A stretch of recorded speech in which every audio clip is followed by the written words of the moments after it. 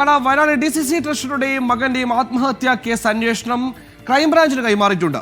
സാമ്പത്തിക ക്രമക്കേടുമായി ബന്ധപ്പെട്ട 3 കേസുകളും ക്രൈംബ്രാഞ്ച് അന്വേഷിക്കും. IC ബാലകൃഷ്ണൻ MLA ഉൾപ്പെടെയുള്ള പ്രതികളുടെ മുൻകൂർ ജാമ്യാപേക്ഷയിൽ കോടതി നാളെയും വാദം കേൾക്കും.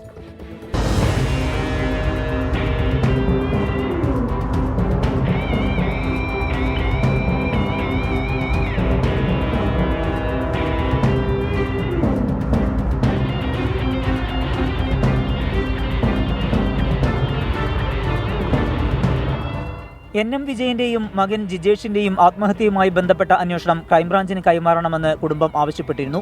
ഇത് പരിഗണിച്ചാണ് നടപടി.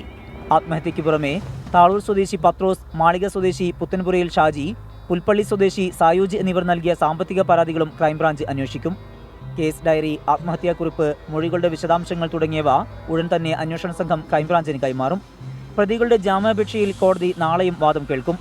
IC Balakrishnan MLA, DCC president ND അപ്പച്ചൻ, മുൻ ജില്ലാ ട്രഷറർ KK ഗോപിനാഥൻ എന്നിവരുടെ മുൻകൂർ ജാമ്യാപേക്ഷയിലാണ് വാദം തുടരുന്നത്. NM വിജയന്റെയും മകന്റെയും മരണത്തിൽ കോൺഗ്രസ് നേതാക്കളുടെ പങ്ക് വ്യക്തമാണെന്നും ആത്മഹത്യാക്കുറിപ്പ് പ്രധാന തെളിവാണെന്നും പ്രോസിക്യൂഷൻ വാദിച്ചു. എന്നാൽ ആത്മഹത്യാക്കുറിപ്പ് സംബന്ധിച്ച് കൃത്യമായി അന്വേഷിക്കണമെന്നും ചില വരികൾ വെട്ടിയ നിലയിലാണ് എന്നുമായിരുന്നു പ്രതിഭാഗത്തിന്റെ വാദം. ജാമ്യാപേക്ഷയിൽ വിധി വരുന്നതുവരെ പ്രതികളുടെ അറസ്റ്റ് പാടില്ലെന്നും കോടതി ഉത്തരവിട്ടു. IC ബാലകൃഷ്ണൻ MLA സ്ഥാനം രാജിവെക്കണമെന്നാവശ്യപ്പെട്ട് CPI നടത്തിയ മാർച്ചിൽ സംഘർഷമുണ്ടായി. 24 വയനാട്.